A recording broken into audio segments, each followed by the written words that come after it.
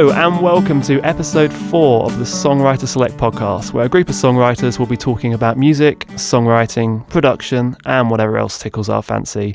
Firstly, apologies for the slight break in proceedings. We've been a couple weeks longer between recordings than we wanted to be. We've all been busy boys and girls on the music scene, but we are back, and we have with us tonight, we have Paul Boyd. Hello. We have Becky Thomas. Hello. And we have Anthony Lane. Hello. Good stuff. Right, we're going to go straight into it this week. So, straight in with Paul. What have you been listening to over the last few weeks, Paul? Yeah, I've got a bit old school this week. I dug out an old Spin Doctors album. I think it was one of their greatest hits ones. And just really forgotten how good the lively drumming and the chunky, funky guitar work was. And yeah.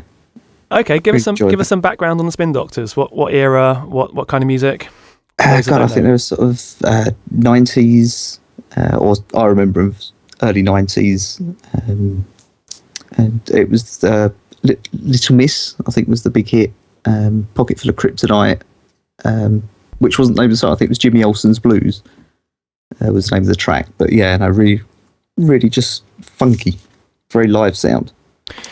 So they would have been coming at the point where digital production was getting a hold, or was it still an analog warmth? It sounds analog to me, very much so. Yeah. Yep. Okay, because if you're talking early 90s, some people were sticking with the analog and then mixing digital, or a bit of both, or neither. There were some records in the late 80s, early 90s, which started to embrace all digital, and those ones haven't aged so well, I would think myself. But this one does, you say? Yeah, I just missed it, and to hear it again was just fantastic. Brilliant. And what else do you have to say about them? What is it about them that really drag you in? You've mentioned the lively drums and funky playing. Yeah, it is mainly the drums for me. I don't know, it's just got a very live feel to it. What would their songwriting influences be? What's the canon that's led to the Spin Doctors? I would have no idea. I can't really think of. Have they come down as a direct influence? The song that you mentioned kind of reminds me of people like Huey Lewis and the News, or some of those later classic rock bands. Yeah, that's a reference that sounds right for me, yeah. The track that I remember from those days was Two Princes. Yeah. I loved that at the time, but I've not listened to it since. So I don't know if that's on the album you were listening to. Yeah. No, it is. And again, it's that sort of funky drum intro that sets it up. Really youthful and good fun. Yeah, I mean, they remind me of like a uni band. I don't think they ever came across as a polished. That's why I find it hard to think of influences, because they just sound like a bunch of guys that have just got together and sort of touring campuses. That's the kind of feeling I get from them. Yeah. Oh, sweet. And you've got one other artist that you wanted to drop in as well here, Paul. Yeah, saw a bit of James Bay at Glastonbury and got hold of his album Chaos and the Calm, and just really enjoyed that. I think it was a real mix of influences. I was getting sort of bits of Ed Sheeran, some of the tracks reminded me of the Scripts, and then some others a bit sort of John Mayer-ish in delivery, but never sounding like a copy. Just a really eclectic album with some really good songs. He does have a very strong voice, doesn't he? Oh, the voice is incredible. It's extremely controlled. I've heard a couple of tracks on the radio. What's the one that's doing the rounds at the moment? It's something about, it's a very honest, stark lyric in the chorus. Something I love you, you love me. I'll be you, you'll be me. Something like that. Is that the track I'm thinking of? Yeah. Yes, and the way he controls his vocal melisma is really impressive. He moves between those notes without any slipping on the notes or any forced sharp bending or anything like that. What's a melisma? May I ask? You think of Mariah Carey and you'll know what it is. Well, that's melisma to the nth degree, yes. Bending a vowel and changing the note. So melisma is holding one vowel sound but moving it around in different notes, basically. Okay, right. Yes, and then the opposite would be Alanis Morissette with her diphthongs, where she uses lots of notes and lots of vowel sounds. So instead of I, if you see what I mean there, you can change the vowel rather than stay on it. If you see what I mean? Yeah. There we go. Yes. We've started our musical theory lesson early here. Cool, yeah, but I haven't heard this album, but he's kind of come up the old school way, it seems, as in he seems to be building following rather than just exploding onto the scene. Yeah. It doesn't feel that produced and label led. It certainly does feel a bit more organic. But the standout ones for me are the sort of less poppy stuff. It's the Best Fake Smile and Collide, which are real bluesy, rocky, poundy tracks. So really recommend them. Because all I've heard is ballads, and now that you've said that there's a more of a variance to it, I'm far more intrigued, because it did sound a little bit like, is this a Radio 2 Ed Sheeran leading kind of guy? Yeah, some are, but yeah, certainly check out Collide. That would be the one. I'd say best Fake Smile. It was already on my checkout list, so it's now bumped up a few spaces. Good. But not yet. Sweet. Right, let's move on. Anthony, what have you been listening to recently? I've been listening to the second Counting Crows album, which is called Recovering the Satellites, and it's another blast from the past, probably Spin Doctors era, mid-90s, that kind of thing. And yeah, I really like it. It's got really nice songwriting, really good lyrics, as you would imagine. But I think the thing that's most interesting about it for me is that their first album got a lot of press, and everyone seems to have a copy of it, but not very many people know the second one. And I almost wonder if it's got maybe if not a better album, it's got better songs on it. There's less filler, there's more melody, there's more contrast, there's a wider range of sounds and performances on it. It's just really good listening, and I highly recommend it. We're all showing our age on this episode here. Mid-90s again there. Yeah. Anyone else know much music by the Counting Crows? I don't Not that massively know. No? As Anthony just mentioned there, the album before, what was it called, Anthony, for their first one? August and Everything After. That one's in my collection, and I know of that album. I find it very pretty, and it never quite grabbed me. But that was the one that did extremely well for them and kind of catapulted them into the mainstream, if I remember correctly at the time. Absolutely. So the second album you like more, but didn't quite have the appeal mass market. Yeah, I think their record company kind of blew the marketing budget on the first one, and it was so successful that I don't know, they didn't seem to throw a lot behind the second one. Funny enough, the first song's called Catapult. The album's dirtier. I think you'd enjoy it more. You should definitely hit it up, at least on Spotify, and give it a run through. Good stuff. Right, I'll jump in here. My now listening is for an American artist called Brandi Carlile. I think I'm correct in saying that none of you guys have heard of her. Is that right? Unless someone's done their homework ahead of the episode. But she's I kind of liken her to a more gutsy Sheryl Crow, in that, and in fact, when she was coming through the ranks, she did a tour with Sheryl Crow in America. You want to say Cole, don't you? I do. I've done that so many times recently because that name's far more in the news than Sheryl Crow is. Big Sheryl Cole fan as well. Yeah, you don't want to get those two mixed up when you're booking your gig tickets, basically. Or maybe you do.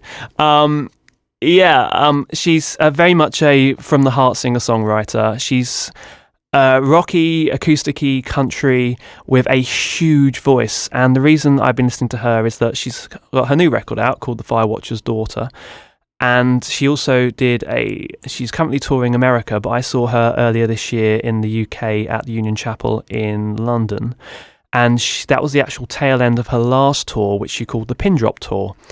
And during that tour, she did all of her gigs entirely without amplification. So she was doing smaller rooms, and there was acoustic guitars, vocals, and stomping, etc., but nothing else, and no amplification. So it was a very odd gig in that respect. She always tours with the Twins, which are, obviously, two guys that are, I think, identical, or if not near identical twins, and they do her backup singing and playing. So there are 3-part harmonies to many of her songs. And if you like kind of classic, slightly countrified, singer-songwriters, you should definitely check her out. There's a lot of kind of grunt and kind of there's an edge to what she sings. And the other thing that's slightly interesting about her, I suppose, is that she's a lesbian and she's open about it. She's married to a New York cop, and she writes songs to her girlfriend quite openly, which is pretty cool. The thing that jars me ever so slightly is that she also sings songs to God. She's got that very American thing of being quite happy with that going on, with the Christian but being gay. So it's a slight contrast, which maybe jars slightly with British sensibilities. But I love how being Christian is more taboo than being gay in this country. that's what I'm saying. To a British sensibility, that actually irks me more. But that's just my personal. Nothing against anyone there in either parties. But yeah, it is a bit odd where she's Lord save me and my girlfriend, which if you're going to bend Christianity, bend it to your liking. So fair enough there. But yeah, it's beyond that. It's extremely good songs, and the tracks I'd recommend. If you're going to go for an album fresh for her, I'd actually recommend her second album, which is called The Story, and that one just drops you straight in and some amazing songs. The opening track is called Late Morning Lullaby, and if you don't like that, then it's not for you, because that kind of encompasses so much of what this artist is about. Huge voice, powerful lyrics, big songs, big production, but still with a very honest edge to it. I think she worked with a couple of the producers that worked with Sheryl Crow in the past. I think she's also worked with Rick Rubin at one point as well. So yes, and she's finally broken the mainstream, because she was on, is it Letterman, that's the big American show in the evenings? Mm-hmm. That's definitely one of them, isn't it? I think she was on there, and it's a kind of, once you're on that show, you've made it to the mainstream there. So yeah, that's my Now Listening. Check her out. Becky, I'm really interested. Oh, sorry, carry on. I was just going to say really quickly, I'm really interested in this idea of doing a gig without any amps. What was it like? The venue was ever so slightly too big for it, which is just testament to the fact that we could still hear her. There was one older couple that did, after 2 songs, get up, grumble and leave. I can't imagine because they didn't like the music. I can imagine because they weren't hearing it very well. Everyone had to be in utter silence, and you really had to concentrate because the music wasn't being forced at you. You had to listen to it. And I mean, her voice is huge. As I say, if you check her out, you'll realise that she's one of those voices that can fill a large church without amplification. But you hear the attack on the guitars as much as you do the actual melody lines from them, because as we all know, acoustic guitars are very percussive instruments when they're played quite hard, whereas through a PA they can often sound slightly twangy or slightly synthetic. So when all 3 of them were hitting their open chords and then doing their 3-part harmonies, it was quite powerful, but not in a volume way, more in a dynamic way, if that makes sense. Totally. And yeah, I mean, it was definitely ear opening in that regards. I mean, I've done a gig acoustic before, mainly because the PA broke on the first song. I was the final act, and I had no choice, so I had to step into the middle of the room and do my half an hour without amplification, busking a gig basically. So I know that it isn't easy, and not relying on the microphone, suddenly you have to sing pretty loud. So. All from the diaphragm there. So it's testament to her vocals, and it's not a bad thing to do once in a while as an artist as well. So I think from a listener's point of view, especially you being a producer, to hear someone's voice through the air as opposed to through a mic and then through a speaker or some headphones, it doesn't really get much better than that. Well, she did say she's one of these very earnest artists who I've mentioned before, I think, maybe on this podcast, that sometimes the earnesty of American artists can fall a bit flat with a British audience, but she straddles this line really well, and she was saying that with this tour she wanted the room, the actual auditorium, to be part of the sound, and she wanted that. She said that when she was gigging, she wanted the venue to be part of what's going on. And when you have a PA, you can obviously tweak the EQ and you can change the reverbs and you can manipulate the sound, whereas when you don't, the reverberations you're getting are part of that building, and you have to play to it effectively. And and go with it. If it's a boomy room, you're going to be boomy. If it's a twangy room, then twang less. It was fascinating, basically. But yeah, a very unique gig that I went to there. Cool, let's move on. Becky, what have you been listening to? Well, other than a live music festival in my local town yesterday, which was good fun, but just local acts, but all really good. I've been doing a lot of listening to Back to Black by Amy Winehouse, to and from work in the car on the CD.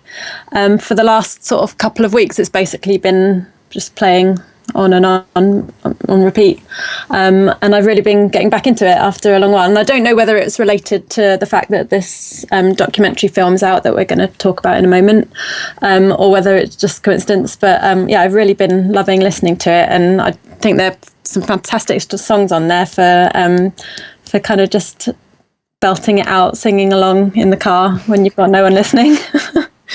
I've been having a lot of fun doing that. Were you a fan back in the day, or did you find her after the fact? No, I liked her at the time. I don't think I was kind of a mega fan, but I did really, really like her. More in Back to Black. I seem to remember I bought my sister the CD of Frank when that came out, but I don't think I ever listened to it much myself. But then loved Back to Black when that came out. The two albums are very different. I've got them both, and it changed so much. Yeah, definitely. There was a lot of jazz influence in Frank, and then with Mark Ronson coming on board for Back to Black, it was very much more sort of R&B, soul, 60s girl groups influenced, which works. It's completely different, but it works, and it's still, even though it's different from her first album, it still really suits her persona. I was about to say it fitted her like a glove. Does anyone disagree with that at all? Because she has a very unique voice in that regard. The whole sound of the album is just incredible. This is Mark Ronson just finding a perfect home for his old school production with her voice there. But there's a lot of stories about Amy from that time, which I'm guessing we'll get into a little bit when we talk about the film shortly as well. But do you have any favourite tracks out of that one, Becky? I do. The one I was particularly playing back to back was Back to Black, which I just love singing along to. And I think it's wonderful. And also Love is a Losing Game, which is just a really beautiful song to me.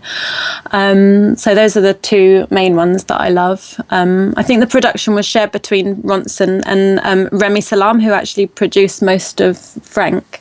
But I don't think, I only know that from reading up a bit about it for this. But that is interesting. I didn't know that at all. Yeah, I don't think I would have, listening to it, I don't think I would have thought, okay, this is an album of two halves and this is one person and this is another. Well, I can imagine they were sharing session duties, so maybe drum sounds, etc., were left preset on the mixer between them, because otherwise it would have sounded a bit too disparate to have two completely different producers doing the tracks from the ground up there. Yeah. So that is news to me, though.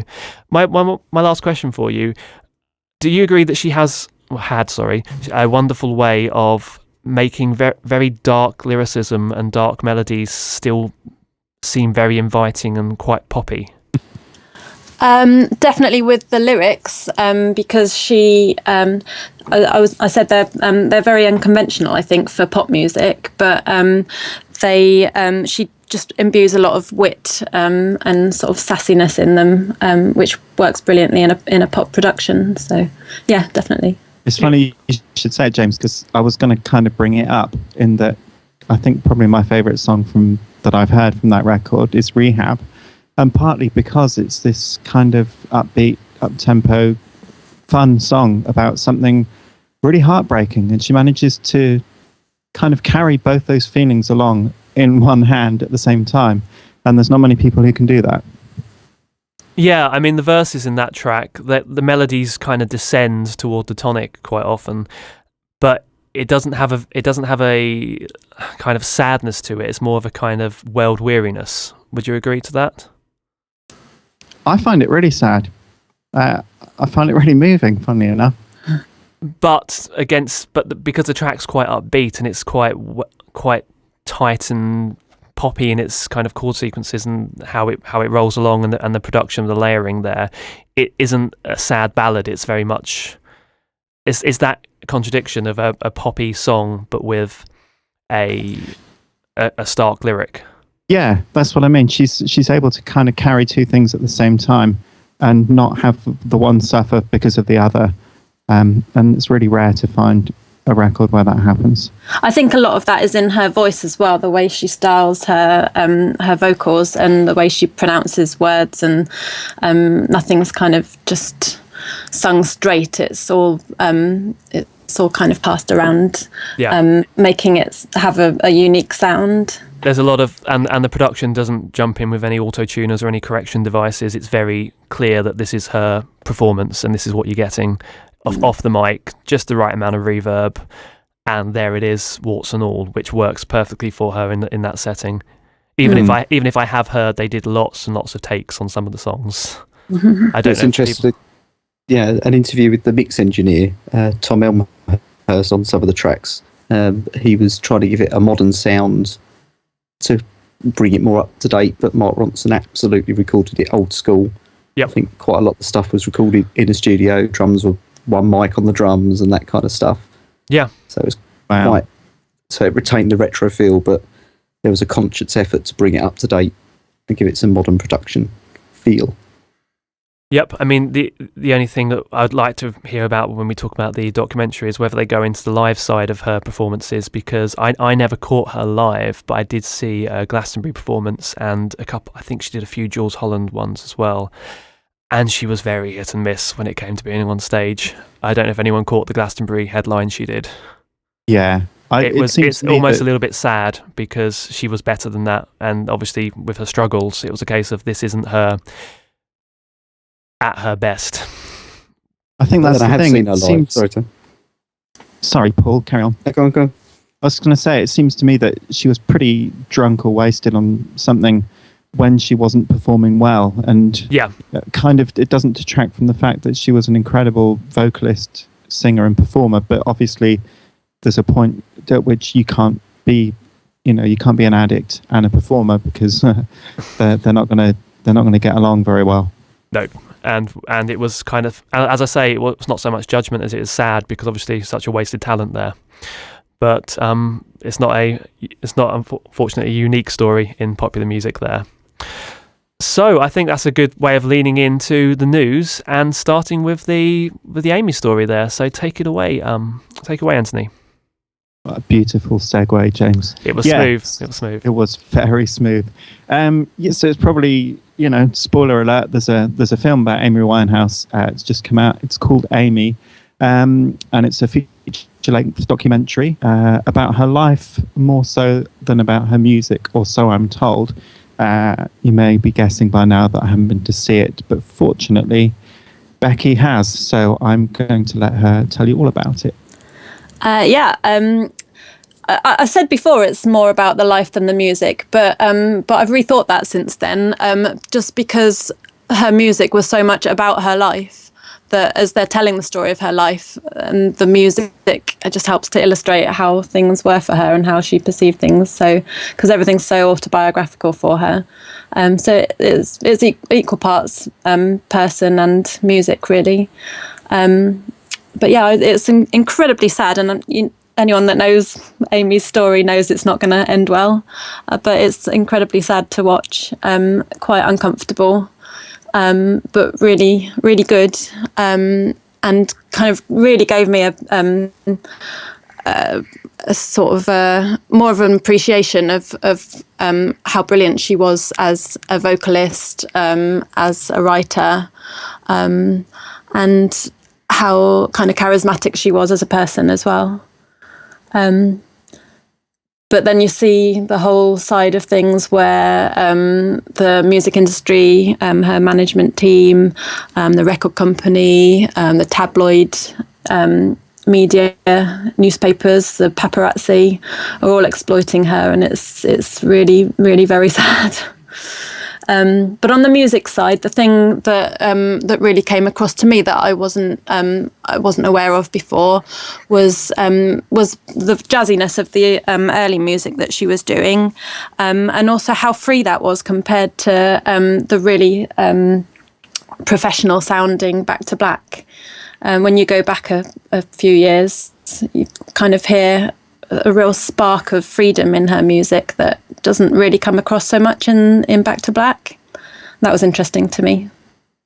The thing that I always kind of wonder about, or that interrupts enjoying films like this sometimes, bearing in mind I haven't seen this one, sometimes I feel like even after the artist has died, the film in some ways maybe a little bit exploitative or insensitive or sensationalist, as opposed to just kind of straight down the line honest and reflective. How do you think this one fares? Well, I said it was uncomfortable watching, and it did in a few points make me feel guilty that I was watching it, because you see the flash photography going off like crazy, and you can see that she's really in a bad place with that around her, and you're kind of behind the lens and you feel guilty as part of that. But I don't think it was a sensationalist film, I wouldn't say, and it certainly I don't think the film really, I mean, it's on her side. The film's definitely on her side. Isn't the dad unhappy? Isn't he writing his own? Yeah, and I'm sure he'll have his say and come back to what they did with the film, and who knows what the truth of it is. But he certainly didn't come across brilliantly in the film. Oh, so he's in the film, but he's not happy with the way the film turned out. Well, it's all taken from existing footage, and I think there's existing recorded conversations that were used from all the party, or lots of friends, people that she worked with, her family, and so on. But I presume that the family weren't kind of on the editing team or something like that, because they were obviously unhappy with how it was put together in the end. So. Wow. My question for you, how is the lead actress in it? I mean, how convincing an Amy does she do? It's not. It's a documentary. It's a documentary. Sorry, this is where I was getting confused. Amy Winehouse was quite convincing. Well, that was my question, because I didn't know. Was it a documentary, or was it a what they call it now? Where you do a documentary biopic. Yes. So you've answered my question there. So it is all taken from footage of Amy, and it's interviews around that. Yeah. Okay, because I missed that part. Either I missed it or I've misread there. So that changes that, because I was going to ask, what kind of documentary is it? Is it a tell-all, or is it more of an ode to Amy in that respect? I don't think I'd call it an ode to her, but I mean, I did come away from it kind of feeling really sadder now than I was at the time that she's died, and really appreciating how talented she was. So yeah, perhaps you could call it that. Brilliant. Okay, would you recommend the film? Yes. Well, there yes, we go. if you're prepared to be upset for an hour and a half, then yeah. Marks out of 10? 9, 10. Wow. It's very good. Oh, brilliant. Okay. Sold. Sold. Moving on, what else have we got in the news there, Anthony? Okay, this is one of my favourite music stories that I've come across, certainly since we've been doing the podcast, but maybe ever. Okay, get this. Sharks are into death metal. Of course they are. Of course they are. And how have scientists declared work this one out? So. The internet says so, it must be true. They asked them, but they weren't prepared to take their word for it. So a team of marine biologists have been out, hanging out with the sharks, trying to figure out ways of getting their attention that are maybe more environmentally friendly than chucking a dead cow in the water or whatever. So they tried, playing some music to them. Turns out that death metal is what gets their motors running. They come flocking. So, next time you're in the ocean, stranded, if you've got some Barry Manilow on you, I recommend playing it, because it'll keep them at bay. Right, so it draws them closer, the death metal. Yeah, it's like a magnet. It's like a shark magnet. But does it You bring get a bit of Slayer. do they turn up in a happy mood, or are they chomping at the bit to make It's an kind obvious of like a pun mosh pit, from what I gather. there? Oh, They God. look like the classic metal fan, don't they? Yes. They're swirling around. I don't actually know behaviourally because I was too excited to pay attention to all the details of this news article. I quite like it. I quite like the idea that different animals in the sea will then represent different cliques of music. So I can imagine the dolphins being into prog jazz or something, because they are a smarter animal after all. And maybe the bottom dwellers are into their Radiohead. I don't know, but I think orcas definitely like Rage Against the Machine. But, that's just a hunch. There's a hunch there. That'll probably be proven at some point if this continues. Anyway, so while we're okay, of course. While we're on the subject of heavy metal, turns out that not only are heavy metal fans more loyal to their, repertoire and culture than everyone else, but they're also happier. How does that work? I want to throw in a fact here that I forgot to fact check, so please, if I've got this wrong, tweet us, tell us that I've got this wrong, but I'm sure I read somewhere that Spotify, pop music is actually beaten out as the number one genre by metal. I read on the streaming that as well. service. Okay, that makes me feel slightly better. I haven't just made that one up. So, obviously, just because pop music has the word pop in it doesn't necessarily mean it is the most played, and metal fans are pretty into what they're into, and music doesn't necessarily reflect the emotion of the person listening. I don't know. I mean, what else have we got to talk about in this? I mean, what did the article suggest as reasoning for this? I don't know if it suggests a reason, but it certainly highlights certain trends, one of which is that once somebody gets into hard rock and metal, generally as a teenager, they tend to stay with it then almost forever. I'm one of the people that turns out is in a minority. I was into it when I was sort of 16, and then I grew out of it, or it seemed to me reasonable to say that I was growing out of it. But apparently most people don't, and they'll be 50, 60 and still buying Motorhead records. So I don't know whether people who are happier generally are kind of more attracted to hard rock, or whether hard rock makes them happy. I don't know which it is, but they can't get enough of it. I think I read, I don't know whether it was in that article or another link from it, but the suggestion was that it's because there's such a sense of community amongst them, and they get support from their fellow metal fans. That's a good point. Yeah. Or maybe they're sharks. Yeah. Or maybe they're, land walking sharks. Well, one thing that my question is, which metal? Because more than any genre I can imagine, I mean, working at the studio as I do, I see lots of metal artists and they all have their own subgenre. There's speed metal, thrash metal, heavy metal, and I could probably name 100 more if I was really into this kind of genre. Metal seems to be broken down in the same way that house music is broken down into dub house, classic house, American house. What's that, sorry? More smelted. Oh god, the puns are out, people. I love it. Do you know, metal I think is smelted down. I just think that's testament to how popular it is. There's so much of it. That goes into the ownership as well, because if people want that ownership, saying that I'm into X, Y, and Z type of metal means that you are more ingrained into what you're listening to, rather than just saying I like metal in general, when it is such a huge spanning genre in that regard. It shows a level of commitment that others might not have. Yeah, but I mean, the only thing I'll add to this is that there's a great book by Stuart McConey, who is now a Radio 2 DJ and presenter, and he was one of the original, I think he was one of the original members of the NME back in the 70s. I think he was, yeah. And I mean, if you get a chance to read his books, they're fantastic. They're all pun-tastic as well. Pies and Prejudice, about the north of England, for instance. Great title. And there's one called Cider with Roadies, where he talks about his time in the music industry. And yes, pun-tastic.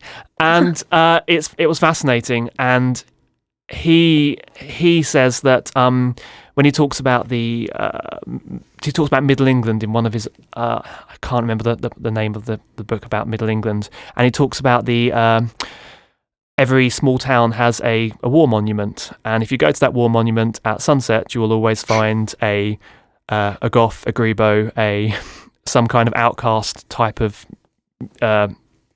person or persons sitting there listening to music, having a cigarette and a drink. And he kind of then goes on a love letter to them, saying how they're really quite often the most kind and sentimental people, and how it's a huge, one of the most obvious examples of don't judge someone by the way they look. And again, jumping back to my day job, I work in music, and I see people come through wearing and looking and acting in a whole bunch of different ways. And I learned very early on that these people are absolutely, the most lovely people. Just because they're wearing black and listen to heavy music doesn't mean they're grumpy, depressed, or the kind of people you don't hang around. So that was kind of just a little tangent there about the happiness point of them, I suppose. So I think the moral of this story really is, if you're, lonely or unhappy or like need a new circle of friends, go and buy an Iron Maiden CD and turn up at one of their gigs. Job done. Indeed. Well, I was listening to a video game podcast this week, and it was talking about why with video games you can just say, oh, I like video games in general, but whereas with music you have to more segregate yourself, and a lot of this is linked to as Americans call it, high school or secondary school for us in the UK, and how music is so integrally linked to the kind of groups you hang out with and who you reference yourself with. And I don't know quite how to think about that, because I'm guessing that as musicians here, we were maybe a little bit more open-minded. I was listening to pop records at the same time as I was listening to Nirvana, because I was just happy to listen to music in general. But it is true that music can be such a fashion thing in that regard. It's a tribal thing for a lot of people, isn't it? Yeah, tribal's perfect word for it there. And maybe, again, going back to this article about the happiness, maybe being in that tribe is a road to happiness there. Yeah, quite possibly. It makes me wonder whether there's also a connection between being a metal writer and happiness, because not that I listen to much, if any, metal, but it seems to me that you need to be not very happy to write it. Well, that's a conversation unto itself there, and I'd actually like to have that conversation one day about writing happy versus unhappy songs and where you have to be in your headspace about it. I remember reading from an Alanis Morissette biography that she couldn't write breakup songs soon after a breakup because she was too entwined in it. She had to wait till some distance had passed before she could actually put some balance and perspective onto it. So maybe that cathartic element isn't as clear as maybe we want to think it is.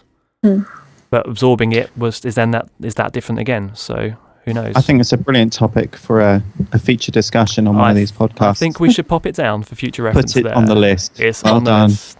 Yeah. Taps head patronisingly. Brilliant.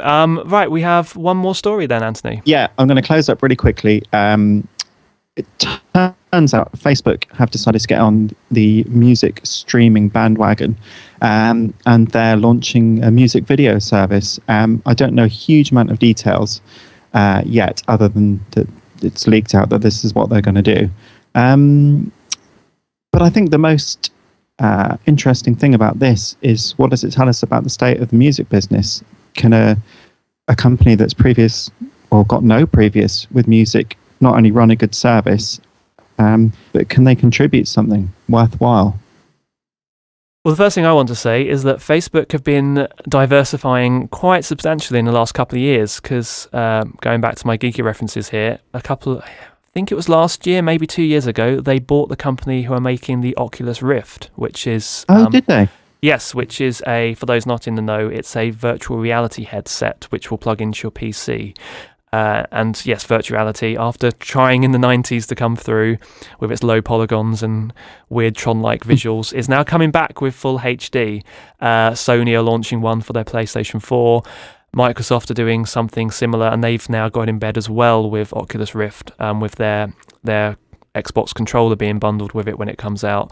Anyway, all of that's to say that Facebook jumped in for it, and when that happened, the internet was crying out, what's going on here? Why is a social media company buying a video game item production, which isn't even out yet? But the idea was there that maybe virtual reality could then leak into social networking. So my long tangent here is, obviously Facebook is used a huge amount already for sharing music. Maybe they just want to cut out the middlemen.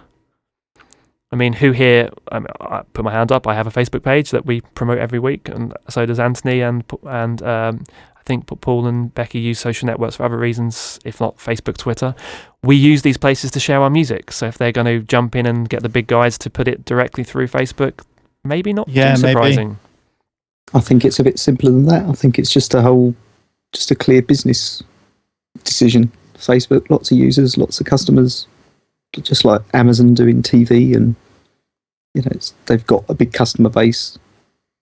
And some of the tech is there. It's streaming tech, it's server tech, it's internet tech. So it's not starting from the ground up. So also, I think the Facebook is becoming more and more about not more so than having friends, but more about following people as much as it is about having the mutual relationship with friends in your network, isn't it? So yeah, I mean, we all have our friends, and then we like pages, and then so it's becoming more and more. Yeah. What do you think it means for us, though, as songwriters? Is this something that we can feel okay about, or is it going to help just kind of devalue the price of a single unit of music even further? It's the standard streaming question, isn't it? Is streaming a good or bad thing? And if it makes it easier to click play for those pennies to come through, possibly good. If it means that people are going to be less inclined to build a following, then maybe no. It's... I don't know, but when people embed a YouTube video and they just hit play, that's just as easy for someone to listen to your music with absolutely no comeback. Yes, it's true. But what YouTube has is kind of what Spotify has. A set of terms and conditions that are negotiated via investors who are also investors in big music, and they're very much in the favour of shareholders rather than songwriters. So I would imagine the same is likely to be true of anything Facebook does. Well, all I'll say is if it goes wrong, Taylor Swift will come in and slap them left, right and centre. As we've also seen, I don't know if you've been catching the memes going around the social networks, that if in doubt, sending Taylor Swift, after she basically seemed to single-handedly make Apple backtrack on an announcement recently, which I'm surprised wasn't actually in your news here, Anthony, that Apple have now started their own streaming service, Apple Music. And this one Taylor Swift is on, and everyone gets 3 months free streaming, I think. And the argument initially was that the artists weren't to be paid for people. That's right. That were using the 3 months. And she turned around, made a big grumble on the internet, and they said, oh, no, they will be paid. It's just free, as in we won't be getting our cut. So whether it was a misunderstanding or whether there was backtracking after the Swift came in, who knows? Yeah, I smell backtracking. But I just quite like the militant Taylor Swift idea there, coming in to save musicians worldwide. Taylor doesn't get them. J.K. Rowling will. We're safe. We're protected. I do love J.K. Rowling's Twitter account. She is hilarious at times and absolutely poignant when people come in and say things they shouldn't. If you don't follow her, she's hilarious and very smart on Twitter. Yeah. Any other news, Anthony? Have we wrapped that up there? Well, I was going to mention Apple, but someone stepped in, so I'm all done, mate. It wasn't on the show notes, so I didn't know it was coming. There's notes? There's notes. Shh, don't tell anyone, we're cheating.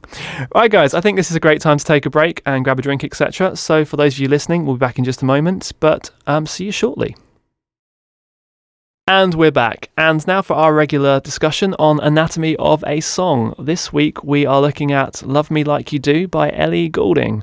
As always, this is in cohorts with our friends at Hit Song Deconstructed, and I'm going to hand over to Paul to get us started on this. So Love Me Like You Do featured in the 50 Shades of Grey movie, apparently, and went on to be a global phenomenon, charted in the top 10 in 50 charts through the world and hitting number one on over 30 of them. I have to confess, I'm not a great big fan of this one. I don't know what you guys feel, but We'll get there. It didn't really we'll grab get there. me. Yeah. But carry on with the stats for now. Let's hear a little bit about this song. Well, mind-blowingly, it was written by a team of 5 writers. I won't list them, but including Max Martin. Was Ellie one of them? Ellie was not one of them. Okay, because I know she does write, but not on this account. Okay. Yeah, so not involved in this one. Sort of power ballad type feel. It had a 80s feel for me. The sort of intro, certainly the synth sound was very retro for me. Relatively slow, 95 beats per minute. So in this day and age, under the sort of magic 100, but close enough to not really notice. And as we like discussing it, the title appears 20 times within the song. Does that include stammers, though? Yeah, I don't think "la" counts as okay. one of the songs. Fair enough. enough. So it's the first one we've looked at that hasn't really grabbed me. I've got to be honest, for pop. Yes, I mean you've been a big fan of all the songs we've looked at so far. So jump in, tell us what it is about this song that falls flat for you. Then it just doesn't engage for me. It doesn't grab me. I'm guessing I'm not the key target market for the 50 Shades of Grey movie, but it doesn't quite. Well, let's start from the top and let's be positive here. Let's go for things that we all appreciate about the song. I mean, I'll jump in and say it is very catchy. That chorus gets stuck right in your head. I've gone away humming it after listening to it. And there are parts of the melody lines that I really quite like, the way they move around in maybe not the chorus, which is the catchy part, but in other parts of the song, there are some nice movements in the melody. Paul, you said there were some parts of it that you did appreciate. Yeah. So obviously the key for any pop song is repetition, repetition, repetition. And this uses a classic device of not so much repeating words, but parts of words. Obviously the la-la-las and the ta-ta-tas, which, as James has just said, is really memorable. And it turns that chorus hook into quite a rhythmic part because it's going onto the beat there, and it kind of bounces across the backing track quite nicely, and it does hook you in by having that repeated single note that isn't moving around there. It's very clever in that regards. I'll give it that. Yeah, I think it also steps away from the traditional structure in that the pre-chorus doesn't come until after the first chorus. So we have an intro, which again in itself is quite unusual in this day and age, quite a 20-second intro with sort of synth pads, but it establishes the mood of the song right from the get-go. So I think that's good. The drums are very subtle, sort of like a filtered drum that's in the background that then opens up later in the song. I was going to say they're initially subtle. By the end, they're not particularly subtle at all. And then they're sort of in your face. Does anyone know, was this song played during the film or is it the end credits? No idea. No one's going to admit to watching the film, are they? No. That's because none of us has seen the film there, Anthony. No, the reason I ask is because on first listen, that intro feels ridiculously long for a song that's going to be on the radio. So I'm thinking it's an end credits song, or it's edited in the film, and when they play it on the radio, they probably jump in like 15, 16 seconds, because that's almost like dead air. There'll be DJ markers to either speak over that entrance or fade it in with the bar before, because it's not radio friendly in that regards. It wouldn't work on a major station straight up, unless there is a radio mix that was circulated, because obviously we don't know. Yeah, maybe. So we'll carry on, Anthony. Some points from yourself then. Okay. This song makes me question whether I should even be a songwriter, because deep cuts. Okay. One of the first things I noticed about it was that it's been played on YouTube 500 million times. Okay. Yep. Now, if I could get one of my records played 500 times, I'd probably be quite pleased.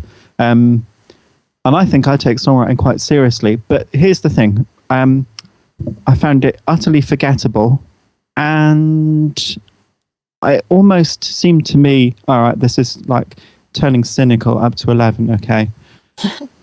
The gullibility of the audience that these marketeers, songwriters, whatever, are targeting.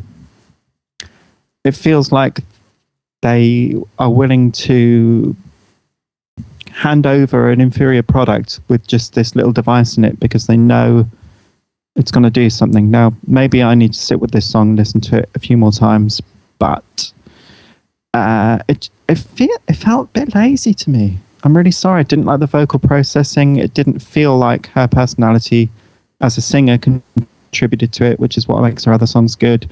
It feels too kind of universal. That I couldn't get hold of any kind of substance that drew me in about it. It really left me cold.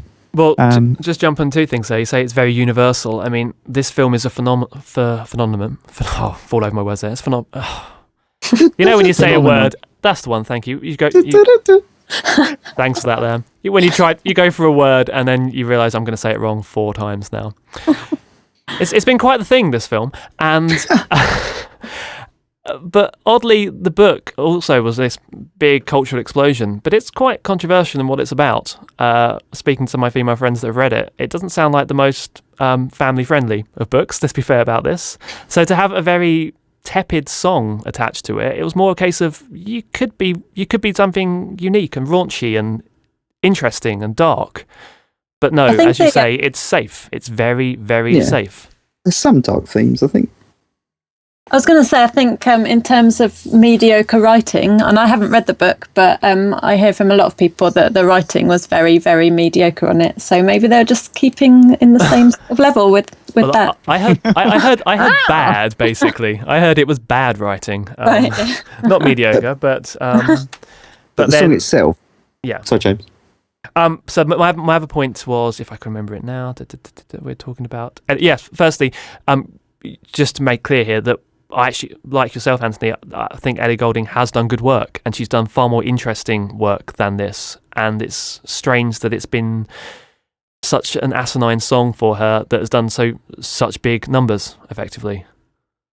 Is it one of those things that if you're in the market for the film and the book, maybe this song says something to you that it doesn't say to us? Maybe that's... I can't answer that, but I will give you one quick anecdote, though. I did record this song recently at my studio. I do birthday parties for youngsters, and they come in, and there's up to 10 little pop star parties, and it's generally 8 to 12-year-olds, and it's 90% girls that come in, all dressed up for their birthday, and they put the headphones on and they sing to backing tracks. And that's where I've actually learnt a lot of these songs coming through, because the kids are coming through with these tracks that I wouldn't go out to listen to myself. And this track came through, and what was fascinating about this one is that the little girls that were singing it absolutely loved that chorus, the la la la, the kind of the stammer part, and they were belting that bit out. And I tell you what, other than the birthday girl, the rest didn't know how the verses went. And that says a lot, because when they came in, they were doing Uptown Funk, and they come in, they're doing Katy Perry songs, and obviously you can imagine the type of songs I get through for these bookings. They often, but no, these girls will, with their karaoke sheets, and they will learn these songs and belt them out. But with this Ellie Goulding, it's one of these tracks, and I get them on occasion where they choose the song because they love singing the chorus, but then they realise that they haven't a clue how the rest of the song goes. Well, I've got a stat for you, James. There we go. Go. The chorus is 41% of the song. There we go. So it's 41% of the time all these girls were singing, and for the rest of the song, the birthday girl was singing, and I had to layer her over 6 times just to thicken out the song. But that says a lot to what you had to sing it yourself, didn't you? I didn't know how it went either, and I'd heard it 2 or 3 times. So, yes, there are occasions where I have had to jump in and sing on the talkback mic, but not this one, thankfully. But that says a lot to what you're saying there, Anthony. That other than that hook line, there's lots of very subtle melody, which isn't indicative of a pop song that's been played hundreds of millions of times to me. So that's a confusing point. But I've got 2 good points. Go for it. I found some that would be of particular interest to songwriters, and that's the structure of it. It starts with a verse, which is a full verse. Then it has a half chorus, then a half verse, then the first appearance of the pre-chorus, then a full chorus. And then where you'd expect the bridge, there's this instrumental break and a really broken down pre-chorus that kind of really brings the song down, starts dropping in intensity for that massive payoff, wait for it moment when the big chorus then hits in and takes it home. So from a structure point of view and songwriting, I think there's a lot to be said for it. Obviously, it's had 500 So it's million basically, views. from a structural point of view, video killed the radio star. Well, it's a bit, yes, for the standout part, but it's a bit atypical. The pre-chorus doesn't come where you'd expect. There's no It bridge sounds as really such. interesting when you describe it like that. I think that sounds like a song I'd like to hear. Turns out I'm wrong. Sort of on paper song as opposed to a through your headphones song. Now, That was what I felt. I felt it was, for the first time, a bit formulaic. And I don't know if the 5 writers behind it, if that's a symptom of that. well, but it did feel... 5 writers isn't too much nowadays. That's pretty much par for the course, to be honest. It's not. I mean, you get songs which are 1 or 2 writers, but there's lots of pop music out there which is written by up to a dozen people. So, I've got another positive note here. I like the fact that the first half chorus, as you say, goes in on her lower range, and she's kind of quite breathy, and it's kind of like this is the hook line, but it's delivered in a soft way to you, and then it builds. And I actually quite like the anthemic build of the song in general, and that kind of works in a filmic way. So they've obviously been writing, realizing it's going into a major motion picture like that. So that's another big positive I've got for it here. But yeah, Becky, let's hear some points from yourself about it.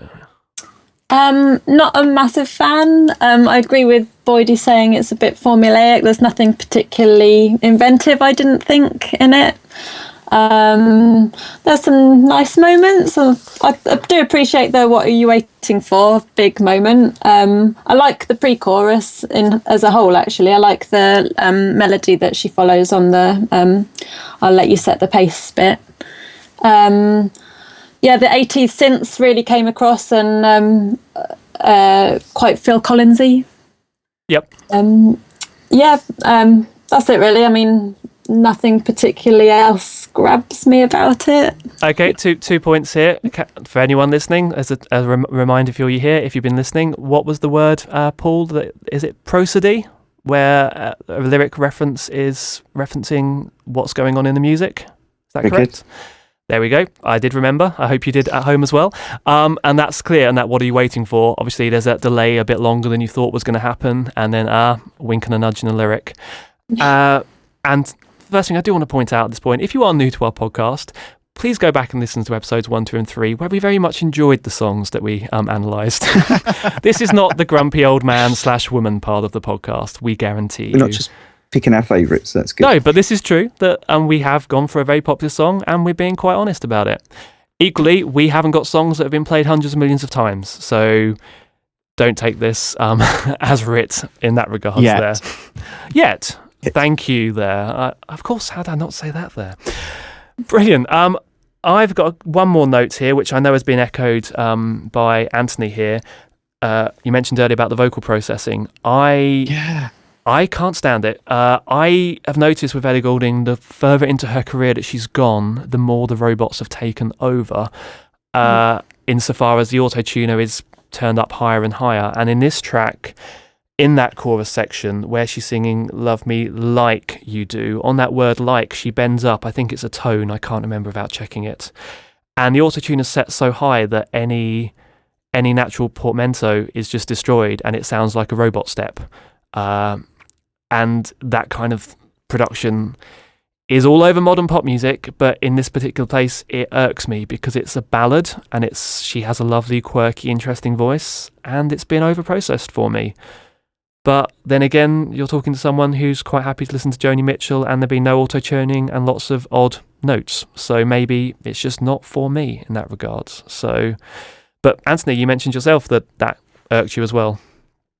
I think mainly because I've heard her other records, and it sounds to me that she's a solid performer. She can probably sing this really well. So why you would auto-tune what's likely to be a pretty damn good vocal take, I really don't know. There's lots of options. I could say it could be that it was on a tight time schedule. Maybe she had one day in the studio to do the vocal and it wasn't a great day for her, and then they had to get the record out. And so maybe it was corrective. Or maybe the producers are in charge going, this is going for an American market, this is going for a younger market, insert star market here. And they wanted it to be more, quote unquote, polished, which... I think it's got something to do with Kanye West. I can smell him all over it. Let's blame personally. Kanye. If in doubt, blame Kanye. The thing is, right, even if she was having a bad day, right, that's fair enough. It might not be her best performance, but I think anyone who's been around music and musicians of a certain caliber knows that even on a bad day, I'm sure she can carry a tune.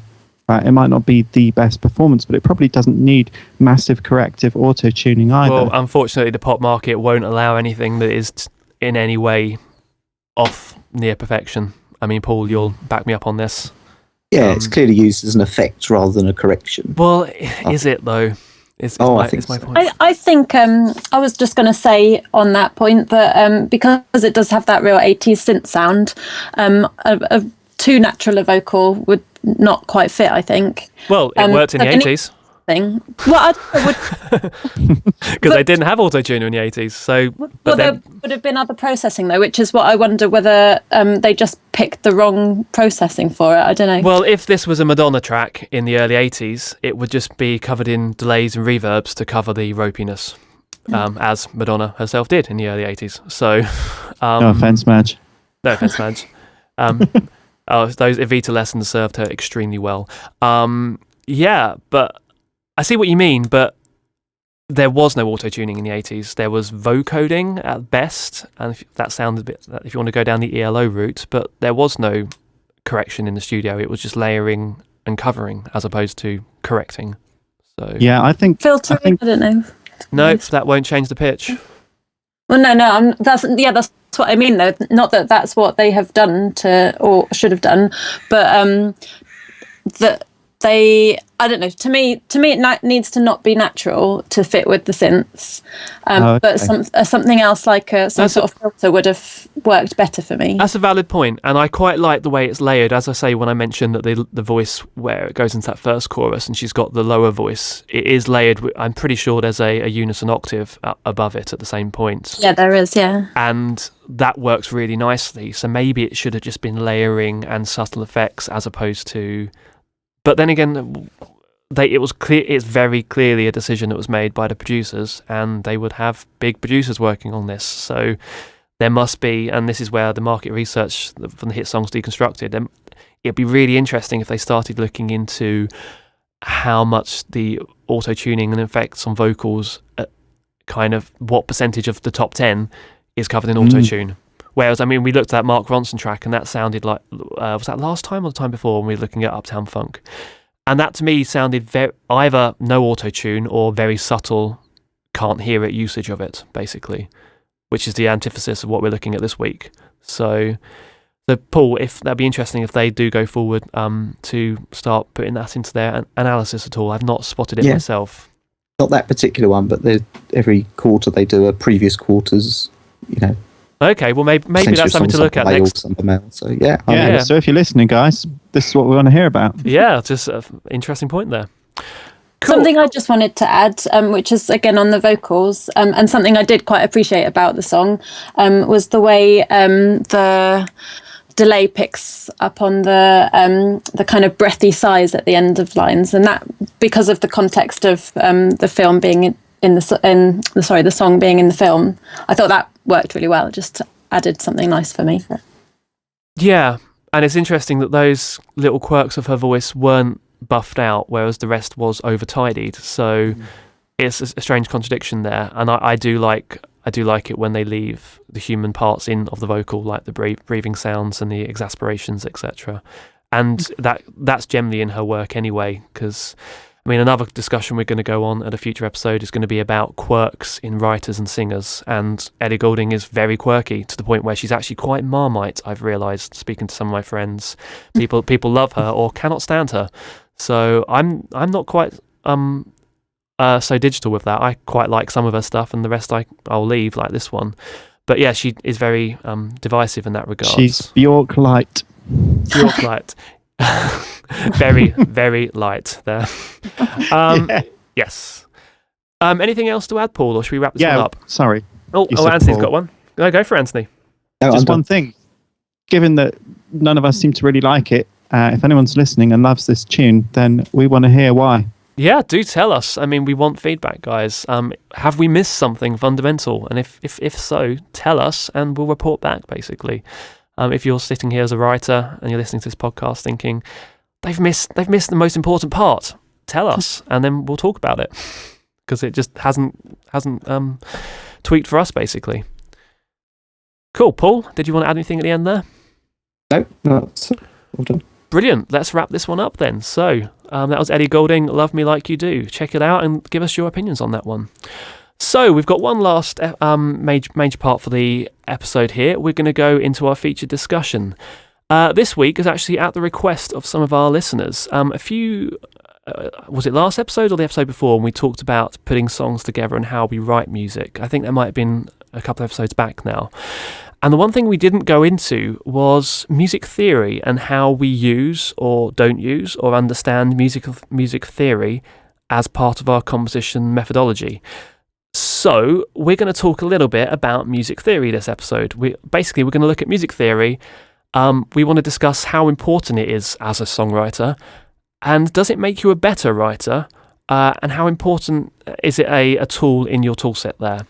Now, firstly, a little bit of housekeeping here. Obviously, this is a huge subject, so we are not going to get through all of it. There is a lot to talk about. And equally, this is a podcast. This isn't a lecture. We're not going to get into too much teaching, but we are going to hand over to Paul, who's going to give us some basics. So for those of you that know this stuff already, it's a nice quick refresher for you. If you don't, listen up and hopefully learn a few things. But equally, we are going to add as we do each time we do an episode, we're going to add a thread on the forum at songwritersforum.co.uk, quick plug, for this discussion, and it's going to be a place where we can talk about everything we discuss and more. So we'll be putting some basic notes about what we discuss and then answering any questions you have thereafter. Paul, you've offered to take the helm on that, is that correct? Yeah, absolutely. Brilliant. So this is going to be a little taster, and we want to get in some discussion about how theory works and how and kind of the basics of chord theory, etc. And then we're going to take the discussion on how each of us use that on a day-to-day basis with our songwriting and how our knowledge or lack thereof affects our writing effectively there. So to start with, I'm going to hand you over to Paul, who's very kindly done quite a few notes here for us. Just give us some basics on... I think we're mainly focusing on chord theory. Is that correct, Paul? Yeah, I was just trying to think if I was a budding songwriter or if I was starting again, especially with regards to writing, what would I want to know? What would be the things? Because people seem to struggle, and I've written my first songs, and I've discovered some chords that sound good together. And then there's that whole they think they've discovered something brand new if they don't know any music theory and are really chuffed. But those that do know music theory, it's the same old chords that are used all the time, and may not want to use them in a song, therefore make songs overcomplicated, and both kind of have their merits. But I thought it'd be a good place to start with the chords. I think that's where, from our discussions previously, there seems to be a common theme that we start with a chord progression. Yeah, I mean, whether you're a pianist or a guitarist, which tend to be the two instruments that I'd say 95% of people or more write on. Anyone going to disagree with me on that? It's going to be one or the other to write a song for most writers. Chord theory is so important because they're the underlying. It's the groundwork. It's the the foundations on which you build your song. So understanding chords is so hugely important in that regard. And as you say, the more chords you know and the more chords you can put together, the more colours you have to your palette. So that's the first takeaway from this discussion. Learn lots of chords. So we're going to go into, Paul, if you take us away with, once you've learned lots of chords, how do you put them together? Yeah, so for the sake of going through all of this, we're just going to stick to the key of C, C major. So on a piano, that would just be starting from C, playing the white notes up to the next C, so that avoids us getting into sort of sharps and flats for the standard. Maybe key signatures and changing key can be a discussion for another time. But for today, we're just looking at playing in the key of C, what chords would go together. So chord numbering is traditionally done as Roman numerals, which is going to be really hard to describe on here. So we'll use numbers. I think you could just use numbers, yeah. I think. So if you're in Kylie the key of Minogue's C... in the building.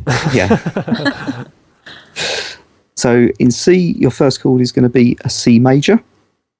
To go with that, D, the second chord would be a D minor, would sound good in C major. The third would be an E minor. The fourth would be an F major. The fifth would be a G major. The sixth would be an A minor. And the seventh would be a B diminished, which sounds really scary. Anthony's going to explain a bit more about diminished chords after me. So he's drawn that short straw there. So out of those chords, our C, D minor, E minor, F, G, A minor, and B diminished, if you're a brand new songwriter and wanted to write a song, pick those and play around with those and see how they fit together. And that would give you a chord progression. I would jump in and say tread carefully of the diminished for the moment. Yes, we'll come on to brave on that. But yes, actually, I just want to jump in here and say one thing we haven't talked about here is our individual knowledge and knowledge base on this. Now, obviously, Paul's taken the helm here, and Paul teaches guitar, and he's big on his musical theory, so he's jumped in to lead this discussion for us very kindly. Anthony is also big on his chords and his theory, and knows a lot of this as well, and is going to jump in and help us out there. I myself, I've learned a lot of this. I did a degree in music and music technology, and I did music at A-level. And I learned a lot of this, but this was a decade ago, and I've actually realised, looking back at this, I've kind of got a bit, lax on some of this. I've had to reread it and refresh my memory. And equally, Becky, you've been very honest, and you said that a lot of this is new to you. My background in music theory dates back, I hate to think, about 20-something years. Last time I ever even thought about it. But I remember I had to do the grade 5 theory exam in order to take piano and flute practical exams. And I had this book I had to learn from called Rudiments of Music Theory. So my knowledge is very rudimental and most of it forgotten. So. And also I find that depending on how it's taught, it can go over people's heads because it can be so dry and people just pick and choose the parts they learn. I was very lucky that I was taught it by my music tech and guitar teacher, and I'm actually going to jump in at certain points with you, Paul, here and say, this is what you're saying. This was how I was taught it, and that's how I remembered it. So, for instance, you've just gone through the 1 through 7 chords there. You're actually going to backtrack looking at the notes here. You're going to then basically jump to the chords that matter the most. Is that correct? Sure. Yeah, so I'm just going to look at a few progressions. Yep. And so that's your palette of chords. You see D minor, E minor, F, G, A minor, B diminished. But there are some very tried and tested chord progressions. Certain of those chords fit together, and also the order that they fit together. There's lots of good examples. So, am I going to say them? You're going to play them, yeah? Well, I'm just tuning up here, for those of you wondering where this E string is coming from. I'm just tuning my guitar because we're going to do some play and tell, show and tell, as they say in America. That's the one. So, apologies, I don't have an individual mic for this, so if it does sound slightly off, it's because we're off axis, but you'll get the idea. So, common progressions in popular music. I know what the first one's going to be, but read it out for those that don't. Yeah, everyone should know what the first one's going to be. Okay, this is known as the 3-chord trick, and it uses the 1 chord, the 4 chord, and the 5 chord. So, we're in C.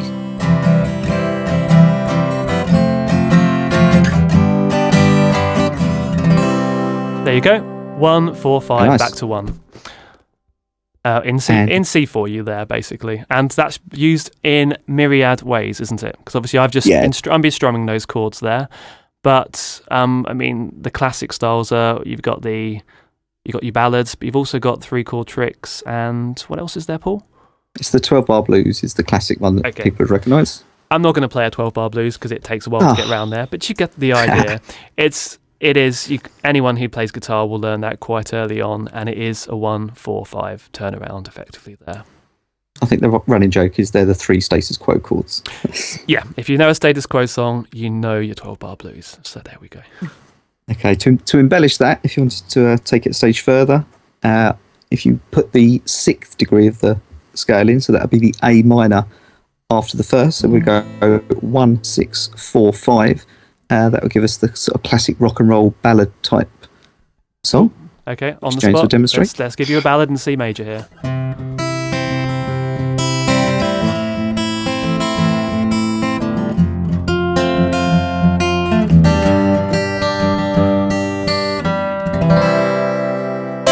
There you go, putting the minor in at the 2nd chord there.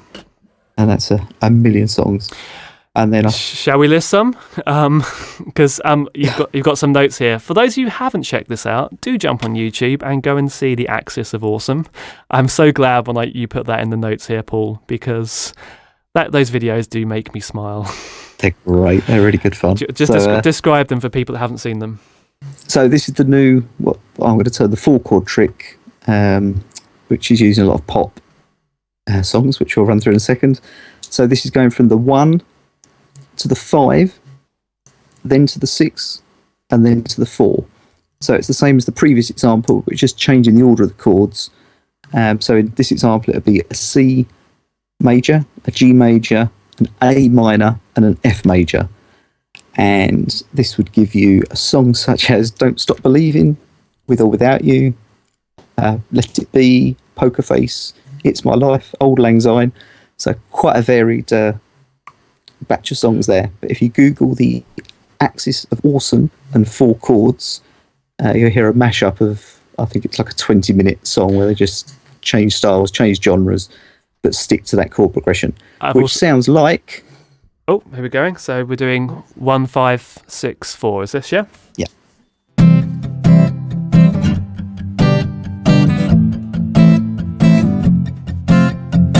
And we can all put our songs on top of that, which you can sing along at home, obviously.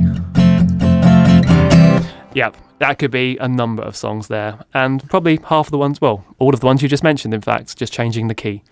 Yeah. I've heard that Axis of Awesome 4-chord trick live a few times as well, where people end the set doing a medley of 5 or 6 songs, just using the same chords round and round. And it always makes me smile. It's always fun for non-musical audiences to go, oh yeah, it is the same chords in all of those songs that I've been listening to. But it does well for them. So I think this is important to say at this point, that chord progressions are not copyrighted. So if you hear a particular song, you like the chord progression, it's fair game. It's a good way to learn, and it's a good thing to look at songs and see why they work. Obviously, you balance that against the rhythm and how you play the chord progression. Otherwise, you'll be subjected to, oh, that sounds really like so-and-so. Even though you're technically not stealing copyright, you've still got to put up with that for the rest of your life. Okay, a couple things to jump in on here. Firstly, Becky, are you following? Is this all good? Yeah, I'm using you as a litmus test, as the furthest away from... You've not got into the weird jazzy chords yet, so I'm doing okay so far. Brilliant. Now, to jump in on what you've been doing here, obviously we're doing these common progressions, etc. The one thing I was always taught is what we'll start off with, which you'll see in the show notes there, with regards to the major key and the chords. Basically, I was always taught to just learn those chords and play around with them, and remember your 1, 4, and 5 are your fundamentals, but then try the 2, 3, and 6 and just put them in different places and see what comes out, basically. Just experiment. When you know which chords work in a key, it's a lot easier to find other options to go to rather than just sticking to the ones you always use. So that was the way I was taught, and that was the way that when we start getting onto more embellished chords, I moved upwards from there to colour the songs that I was writing. So do you want to maybe talk about extending those chords one more step now, Paul? Yeah, absolutely. So and this is really important to remember. So you can embellish those chords, and I would suggest first extension being, instead of playing a C major, you could play a C major 7th. Now, this is really important because you will have heard C7 maybe, but there's C major 7, and they're very different chords, but sometimes used interchangeably when people talk. Oh, C7. But C7 is often actually C dominant 7, and C major 7 is its own chord. So they are very different. One's got the actual 7th degree of the scale, and one's got a flattened 7th. The major being the 7th, a dominant 7, a flattened 7th. Can we play each of those, James? They have a slightly different sound. Oh, he's testing me now. Right, so C. So we have a C, just a standard C major there. A major 7th. As you see, major 7th jazzy. there. Yeah, very jazzy sound, Quite very happy jazzy. Happy, floaty jazzy there. A C dominant 7th, which is also quite jazzy. This is where I was going to bring in the Beatles here, because they were big proponents in their first half of their career of lots of 7th sounds. So you got this kind of 7th moving up and down the neck there, and 7ths do colour it in a very particular way, and very useful on the 5th of the scale. So if you're in C major, a G7th is very common, especially in folk, country and rock styles there. That's right, but it's important that's G dominant 7, but we call it G7. So that can be really confusing when you're starting out, because you have I think G7. it's also worth pointing out that if you're looking at chords online, some people will write a major 7 as C plus 7. And C triangle 7 as well, I've seen. Yes, I still get confused by that. The triangle one. I think it's I think this is where it's developed in different parts of the world, that maybe Americans use different formats than the UK side and the Europeans, etc. Because it's very much something that's used more and more in modern times, from the kind of the 30s upwards with popular music there. So there were different methods of writing this all down there. So did I miss one? Oh, minor 7th, of course.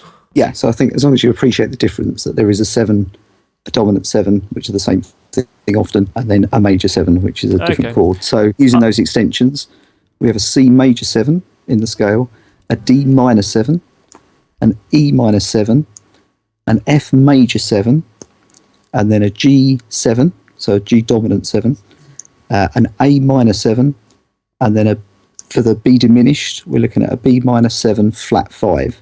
That's the extension of the B diminished. Now we're starting to get a bit deep into this, guys, here. So as I say, don't worry, you don't have to remember this. This is all going to be laid out for you in the forum, and of course you can find it in myriad places online. So this is just to kind of give you an idea of how these things work. And we're just trying to get into your head that there are effectively 7 chords that you can use, just sticking before we start doing substitutions, in any key. And these are chords that you can use to colour and make your songs effectively. And if you're being honest and you say, I only use 1, 4 and 5, time to start branching out and getting some more colour in there. Okay, so building on that, so if James were to play around those chords using the C, and started the C, the key of that, the C, the chord of C will be the one that's sort of always pulling you back to there. Sometimes referred to as the tonal centre, is that you'd want to end on that C. So if James were to jam along some of those chords and progressions.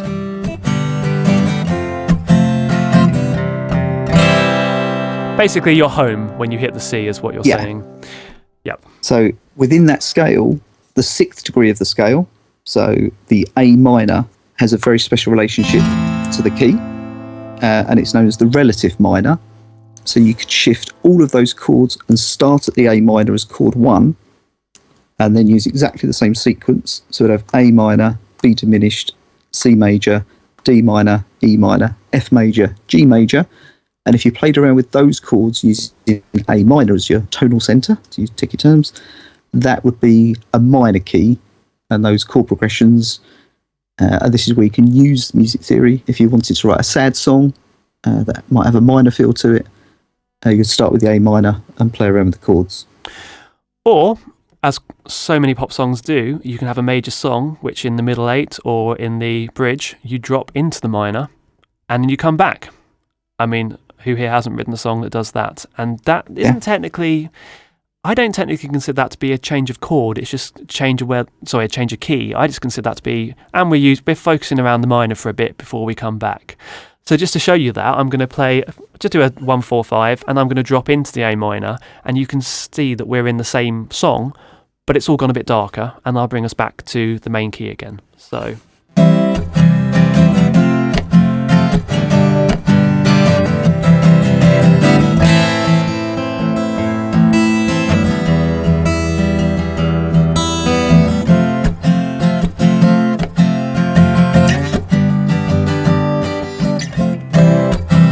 and we're back to the C. So all of those chords were in the C major that we started, but it was very clear that when I moved to the minor that we were in a minor kind of area at that point. So I was still in C major, but focusing around that minor, which changed the feel of the song at that point. So I hope that helped. Very, very useful for bridges. It really does change the feel if you want to switch the song up, have a completely different feel. That's the way to do it. So they're kind of the basic rules of chord progressions, but as we always say, I think there's a bit of a mantra that you learn the rules to then break them. One of my favourite examples of breaking the rules is to use, and in that chord progression, to actually use extensions and different chords outside of that chord scale to add a different flavour and feel to the track. And one of my favourite examples is from the Beatles song "I Saw Her Standing There." At the end of the chorus section, there's a run of C, C7, so that's C dominant 7, not the C major 7. So C dominant 7, then F, and then F minor, which really shouldn't fit at all within that scale, but it gives the song a standout moment. Right, interesting, because I misremembered this. I, in my head, have those 7 chords, and we're looking at F as an that's available as an F or an F major 7th. I had it in my head that an F minor was a completely fine substitute in there. But that's just because I use it so much that, to me, it doesn't sound odd anymore. It doesn't sound odd, and it does work, and it does theoretically there are fit. plenty of songs where it's called the minor shift on the 4th, because that's exactly what it is, and quite often it's used as this song uses it, where you start on the major and you move through to the minor, and it's a really pretty change. I mean, I've used it a number of times myself, and it does add that really chic coloration to a song there. So do you want me to play that quick progression you've got there? I can't remember how the beat goes. I just kind of put it in. So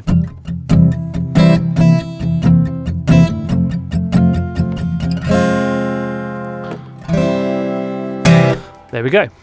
So here's our first music example for you, courtesy of Paul Boyd. This is the track Edge of Never. The sequence he's discussing earlier is C into C major 7th into F. That goes around twice, and the second time we get an F to F minor. So that's a 1 major 7th, a 4, and the last time round a 4 minor for you. The sequence starts at Standing on the Edge of Never, and the minor appears on the I Would Do It All Over Again. Quite audible there for you. You can listen to this track in full at soundcloud.com/boydymusic.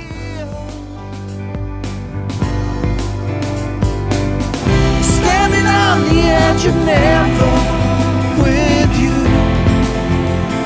I don't want this moment to end. Standing here forever with you. I would do it all over again. I won't let go. I keep holding on through the pain. Too late for words. So it does work, and it does theoretically work, but with what we've learnt so far with our chord scale, if we're using that as our set of rules up to this point, that steps outside of that. So I suppose what I'm saying is always experiment, but the theory gives you the grounding to say, right, I've got a palette to choose from, but step outside of that, because there's lots of other things that will work. There are, and just to jump ahead a little bit, we're going to touch upon, but not go too deep into what I call, not what I call, what I was taught as jazz chord theory on chord substitutions, which is where you can actually take these 7 chords and kind of get a whole bunch of new chords from them by just shifting them around a little bit. And I do quite vividly remember a lesson back when I was in college, effectively saying that there's pretty much a way of validating any chord in any key if you do enough substitutions. Has anyone else come across this at all?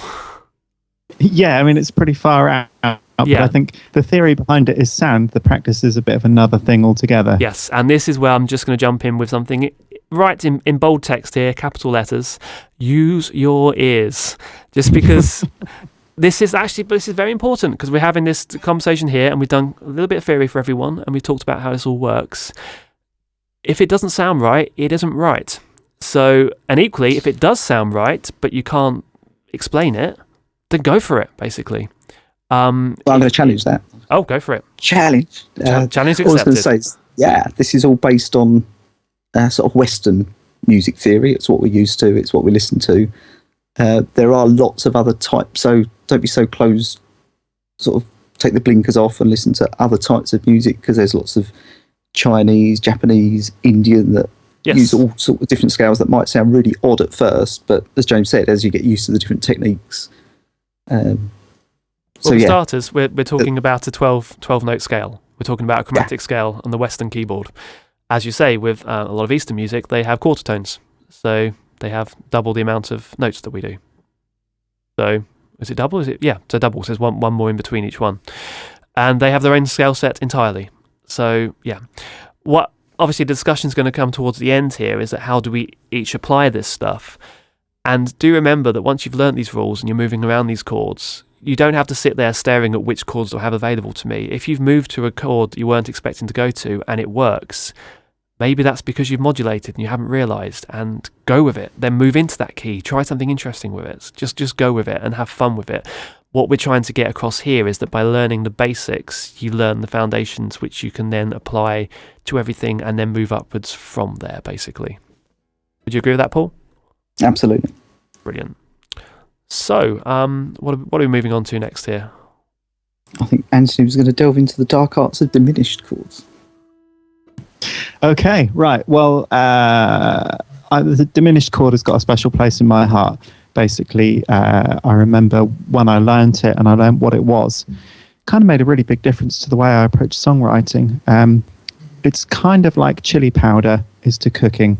A little bit of it can make something really great, and too much of it can just ruin it awfully. But before we get into that, I should probably just explain what it is. So going back to what Paul was talking about, the basic chords of the scale of C, I think it's worth pointing out that a major and a minor chord are both made up of a major and a minor interval within the three notes that are played. So C major, C, E, and G. C to E is a major third, E to G is a minor third. If that's going over your head, I apologise, but I've got a point. Your diminished and augmented chords, which are sort of bedfellows, are basically breaking the balance of your major and minor chords. They're made up of two minor thirds and two major thirds, as opposed to one of each. And it's the thing that gives them their kind of exotic, some would say jazzy, some would say crazy sound. And the example that I'm hoping James is going to give us, how I suggest getting your ear around what a augmented chord sounds like, a diminished chord sounds like, and how to use it, would come from Blackbird by the Beatles. And it's from the section which says, "Take these broken wings and learn to fly." And the chords are C, C sharp diminished, D, D sharp diminished, and E minor. And they sound really beautiful together. Okay, let's see if I can remember it. So we've gone up to here. Oh, no. Is that the bit you mean? Yeah. Okay, right. Now I remember it. I'll try and play it properly.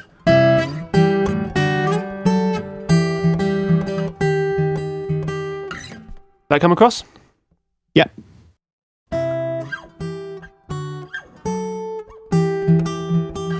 Yeah. You get the idea, guys. Apologies for the misplay there, but I'm trying to play it without actually playing and singing it, and suddenly that's immensely difficult, so apologies there. But yeah, you get the idea of that movement between the chords, adding that kind of dark coloration on the skip there. And anyway, so going back to my train of thought with these chords, really, I think a lot of people when they write songs, they'll learn other pop songs and they'll be really well rehearsed and well keyed in with their major and their minor chords, maybe a lot of sevenths and maybe some other extended chords, but not very many songs have got augmented or diminished chords in them. And when you first encounter them, they can seem really difficult to work with.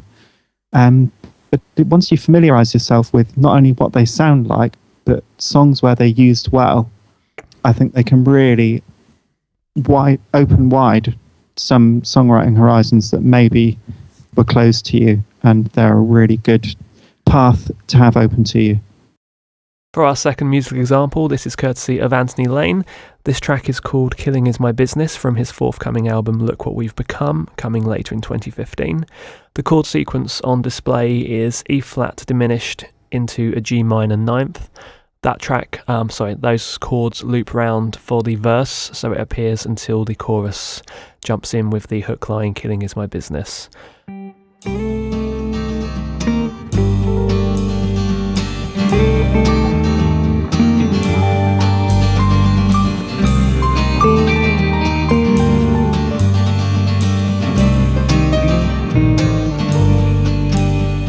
These nights when I close my eyes and the demons are gathering round, two wrongs are the rights I'm given before I'm cutting you down, but killing is my business, and business is good. Is it really wrong to use my heart the way I do?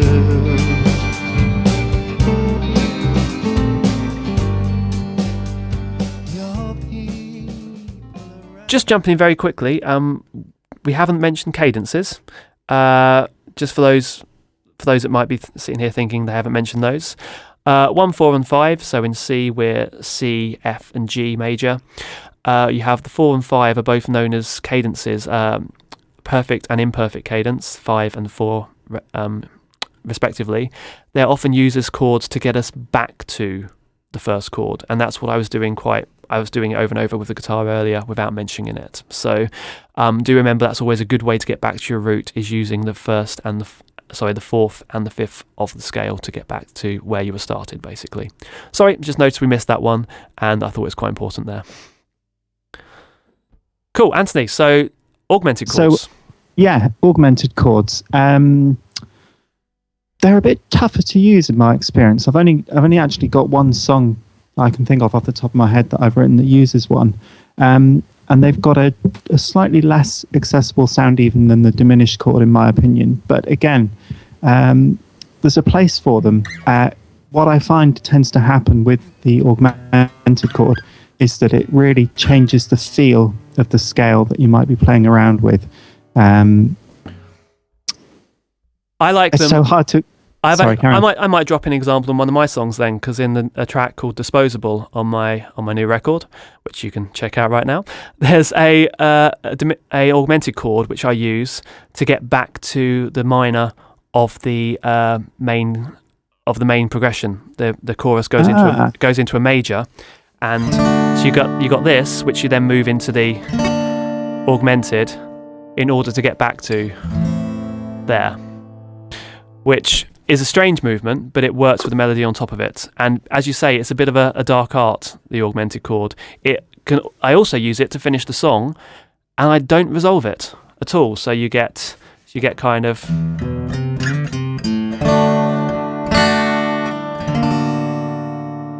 and it just sits there. And it doesn't finish. Oh, I like that. And some backwards vocals and such come in, but it doesn't finish because it does have that kind of by itself essence to it, which is probably why it's so hard to use in songs, because it doesn't like to play with the other chords in the scale so well. Exactly that. It doesn't like to play with the scale that you've probably written your melody in, which is why it tends not to appear very often. But when you do, I actually was speaking to someone who's doing an article for my on myself in the near future. And he mentioned the song and saying, I love that chord that ends that song. And this isn't a musician, but he just said it was so unexpected. So even to a non-musician, because it's so odd, people are going to take to it because they don't hear it too often. So that's part of the power, is that it's not a workaday, everyday chord. For this music example, this is one of my tracks. This is James Nighthawk, the track Disposable, from my new album Beauty and Sorrow, which is out right now. The example used here is an augmented chord. It goes towards the end of the chorus, just with the lines, you are strong, heading into the guitar solo, which drops back to the minor key of the verse there. You make me feel special, and I am so irrelevant, slather me up some celestial. And I'm a believer in hope. This better not be a joke. As you are strong.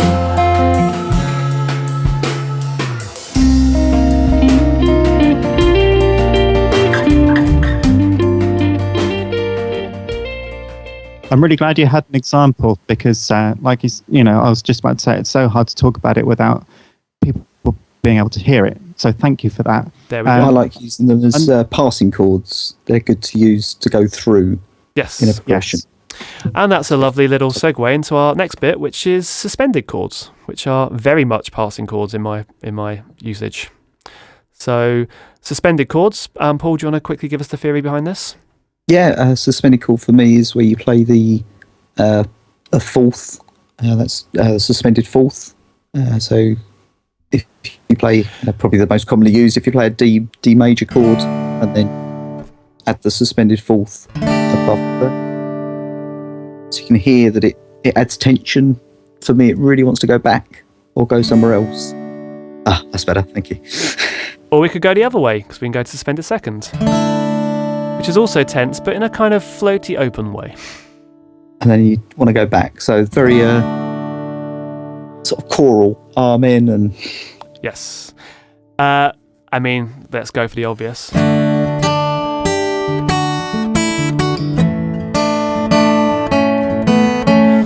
There we're on Summer 69, played sparingly on acoustic there, but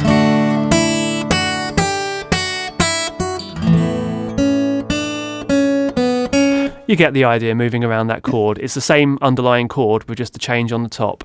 And 90s Britpop used it all over the place. Yeah. There's plenty of...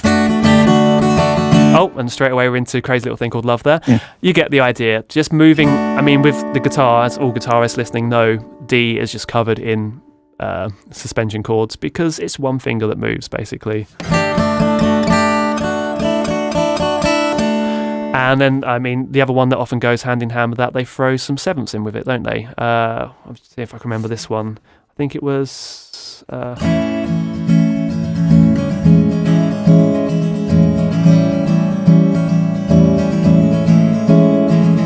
So there we're major, 3 major seventh, to a seventh, a dominant seventh, and back again. And that's just moving one finger, which is a very common trick that guitarists use to kind of add colour to a chord sequence by just moving a single finger to get a different colour on the same chord. So you're not changing the tonic, you're just changing the kind of coloration of the chord there. And it also adds movement and interest if your song just stays on one chord. Yes. You don't be hacking it that way. So And it's it a can good also- way to add interest. And it can nudge the melody. It can either nudge the melody towards places it can go, or it can mean that the melody can stay simple, where the underlying part is the bit that's changing. So it can do one or the other there, I find. Becky, I'm going to jump back here. Were you with us still? Is this all coming in? Yes-ish. Ish. Well, we're pretty much going as deep as we're going to go with just a quick reference to jazz chords in a moment. Yeah, but I was going to say, I don't know whether you said it and my mind was floating elsewhere, or whether you haven't said it, but how to actually get to, say, a seventh chord from the original chord, and to get to the suspended chord, and to get to the diminished chord from, So what are they? Okay, well, the diminished chords were mentioned by Anthony there, that it's 2 minor thirds, so it's... There's another easier way of looking at it, I think, as well, and that's that the diminished and augmented as words both refer to the 5th note on your scale, which is the highest note in your chord. If you've got a minor chord and you drop the 5th by a semitone, you've suddenly got a diminished chord.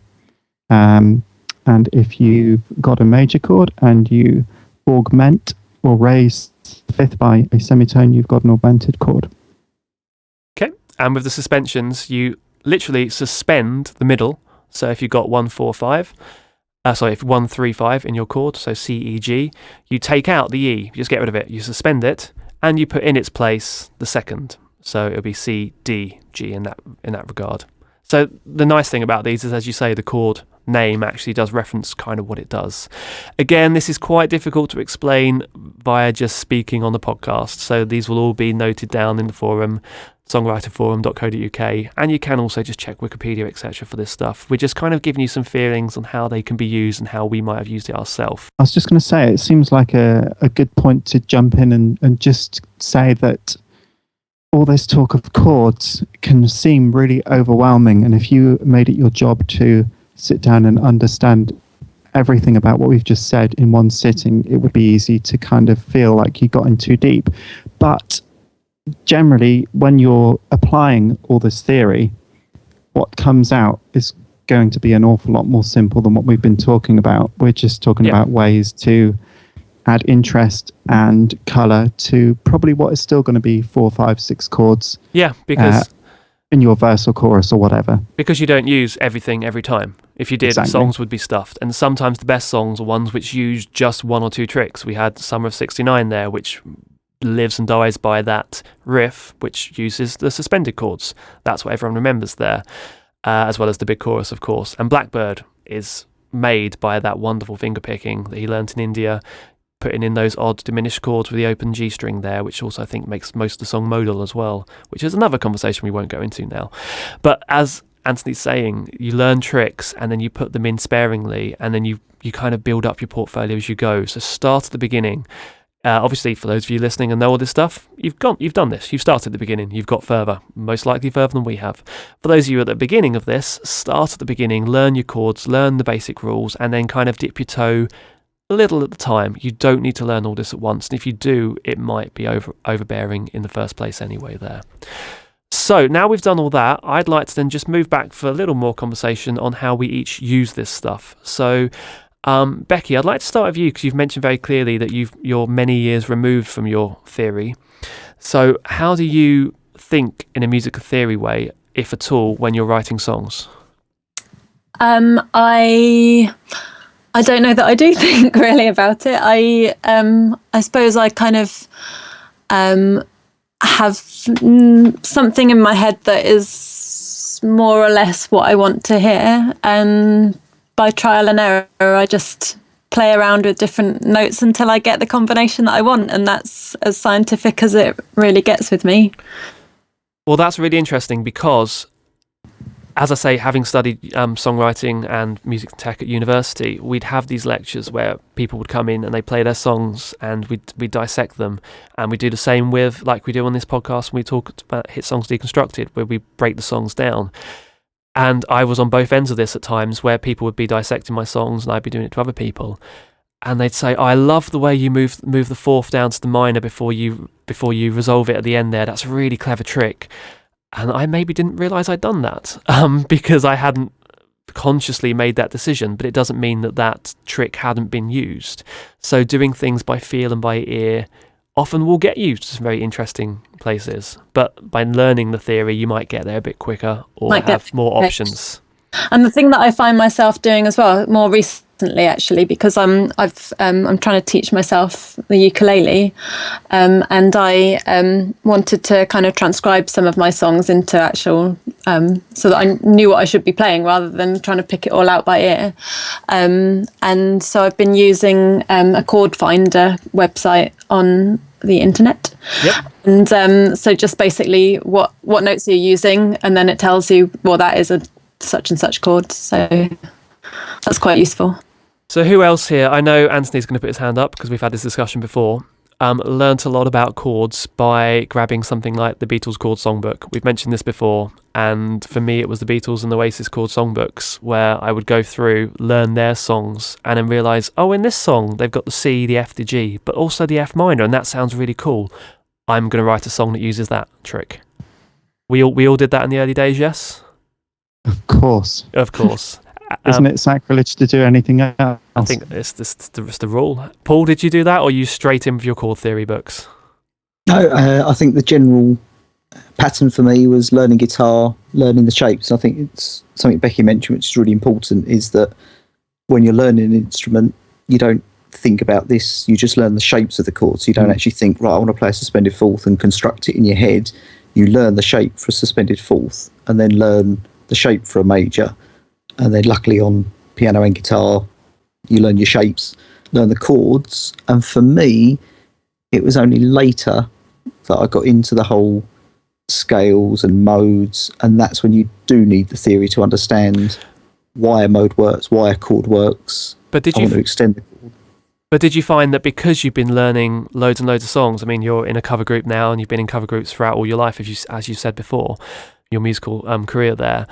By learning lots of songs, you'll learn these tricks and go, oh, that's what Paul McCartney was using, and that's what Bowie was using, because you'll already have part of that information ingrained into you. I mean, we mentioned it earlier when Anthony, you mentioned about Blackbird. I'm thinking, what the hell is he going to make me play that's got a diminished chord? It's like, oh, I know this song. And it's like, oh yeah, I didn't think about that as a movement there. I just learned the shapes, and I learned how to play that. I think it was in the common room at the sixth form, just sitting around with my mates. How do you play Blackbird? It's like, oh, there we go, there it is. So learning lots, this is going back to an obvious point, learning lots of cover songs, learning a big repertoire before you start writing your own stuff opens you up to a huge swathe of things that you can then put into your own songs. Even if it's not using the chord theory, you're using it kind of second or third hand.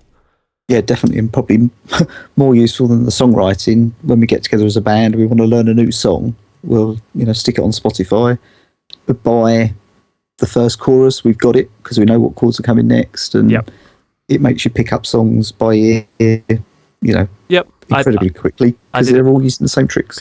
I did it this week. I had an R&B artist come into my studio with a synth backing track, and I needed to program the auto-tuner because it was that kind of music, and I needed to know the chords. So I picked up my guitar and worked out what key it was in, and I could tell, right, we've moved from minor. Oh, that sounds like it's probably the fifth. Oh, there we go. And within 2 or 3 loops of the song, I had the chord sequence down. And if I didn't have musical theory, I'd have to try every single chord at every single chord change, and that will take some time. So it does give you a shortcut.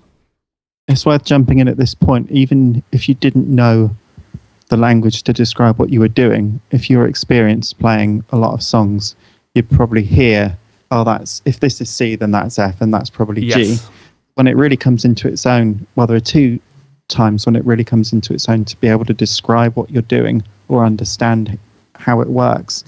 One is that when you decide to put a band together to play your songs, you can say to them, and in the middle section we go into the minor, it's in the same key, or modulate to D or whatever, and you can describe exactly what's going on and really hurry the process up of getting people playing the right parts and all the rest of it. Yep. And the other time is if you're writing a song and you write yourself into a corner, having a good grasp of theory can really help you write your way back out of it. If you know what all the options are, then you're at a real advantage, I find. Very much so, yes. The other thing is knowing the theory of what's popular helps you write songs that sort of the general public will latch onto. Even a lot of the modern pop songs, we joke about the 4-chord Axis of Awesome, trick, and if you wrote that, how cliche, but people will lap it up because it's so familiar, and they like to have what they expect to happen. Well, this is the contradiction here, isn't it? That's right. That Paul, you're perhaps the most versed in this theory here, yet you're the one out of all of us that are trying to write for a popular market, and are probably the least likely to throw an augmented chord into your next pop song. Yeah, does it sound odd and out of place? Yes, whereas the rest of us are quite happy to be odd and out of place and almost revel in it. So, but I mean, we've had this discussion before at my studio, Paul, that when we talk about pop writing, how you've been realising how it's what you don't do, and it's how simple you keep things. It's like, I want to go to I can't go to this chord. I've already used the 3rd chord. I can't have another one. It won't work for this style of music. And this beat has to be a straight 4. I can't go on the offbeat here. And obviously we haven't discussed rhythm, etc. at all. This has been very much a chord theory episode here. So yeah, it makes me smile a little bit that you have all this knowledge, and then for a certain part of your writing, you won't be using much of it.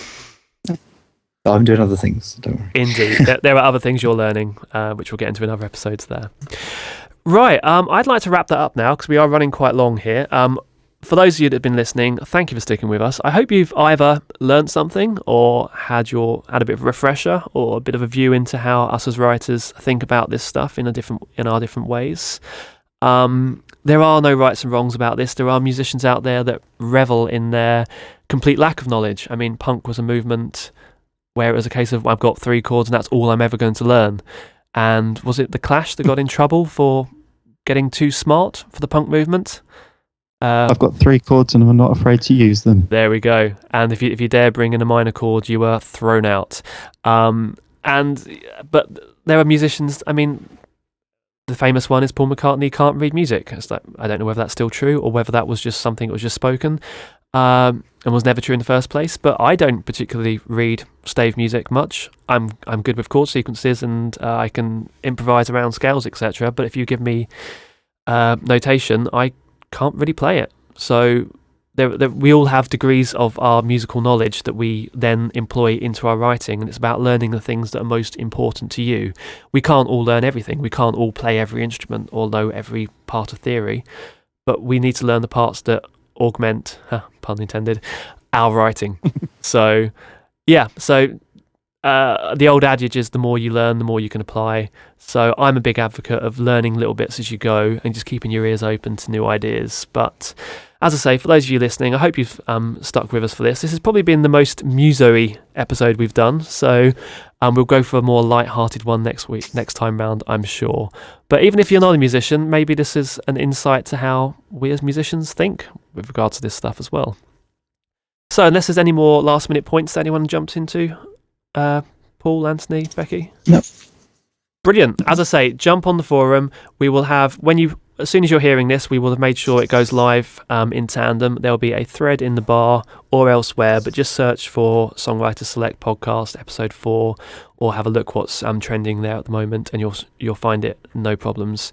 You'll see a lot of these notes which we've been staring at whilst we've been helping you on this, and you can ask any questions you want to with regards to your songs as well. So we're just going to finish out the episode now. I'm going to hand you to Becky, who's going to give us some communication from you lovely people that have been listening to us. There's been some nice discussion going on the forum again, which is really great. Some replies about, we talked about, Paul talked about Clean Bandit in the last podcast, and Sing For Me 88 had some interesting points about Clean Bandit and the fact that they may be considered a Marmite group. We had some response on All About That Bass. Viscount Kramer said it reminds him of a Still a Black song, which I don't know whether he's right or not, but the song's called Something Tells Me Something's... What was it? Something Tells Me Something's Going to Happen Tonight. I have no idea. But I'd also been thinking that, and I know the song itself was very familiar, but it reminded me very much of something. And I went to look what it could be, and I didn't find an answer, but I found a website called Same That Tune, where they analyse songs and say, well, this one's a copy of that one and that one and that one.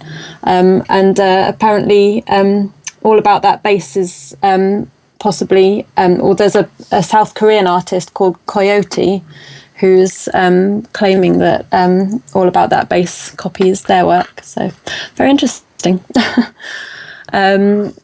And Wicked Deeds made some points about approaches to writing, writing from the heart, trying to be quirky or artistic, or doing a mixture of both. So, interesting points that followed up on what we were talking about. Diadem mentioned that he had been inspired to listen to the current top 10 after last podcast discussion, which must have been different from his normal listening, I think. And he said that his main impressions coming out of that are that lyrics no longer matter. And songcraft has taken a nosedive. So it's not just us that are bitter in this episode then. You guys are bitter too. We didn't actually talk too much about the lyrics in the Ellie Goulding song, which may say something. Nothing stood out for me in that regard too much. But it is about the melodies and the hooks. So I think when we're talking about the the huge hits, it's always going to be about those things as opposed to poetry or lyricism in that regard. So that's no huge surprise there. Although we did talk quite a lot about the lyrics on All About That Bass.